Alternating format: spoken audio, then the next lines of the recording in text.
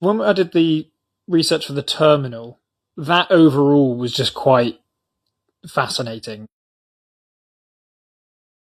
Just because the guy that it was based on, he was, I think in the terminal, Victor Navorsky's in the airport for something like 18 years. The Tom Cruise one where he stayed in the airport. Yeah, Tom Victor Navorsky. Yeah, Tom Hanks. Yeah, but he's in the film. He's in the airport for something like 14 or 16 months or whatever.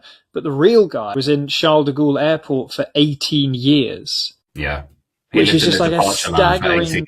Yeah, he lived in this departure line for 18 years. And I think on the podcast, like, that's one of my favorite moments of a reaction from Elliot. Yeah. Because he just assumes I've said the wrong word. I was like, surely you mean 18 months, and then you were sort of describing it and going on, and in the end, I was getting quite annoyed because not annoyed at you, but I was getting annoyed at like the French authorities because I was like, how could you possibly let this happen? How could you let this man who clearly wasn't very well? You know, by the end of the podcast, we sort of uncovered the fact that he probably wasn't doing great, and I thought, how can these French authorities have the gall, no pun intended, to keep this man in Charles de Gaulle Airport for 18 years? I mean, it's just like. It just doesn't make any sense to me. Did he at least get everything duty free?